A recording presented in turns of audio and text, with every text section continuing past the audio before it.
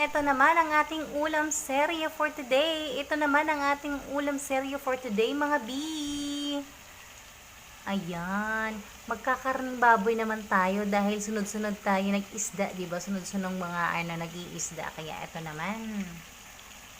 Ayan. Pork steak. Yummers. Opo. Opo. It's okay, babe.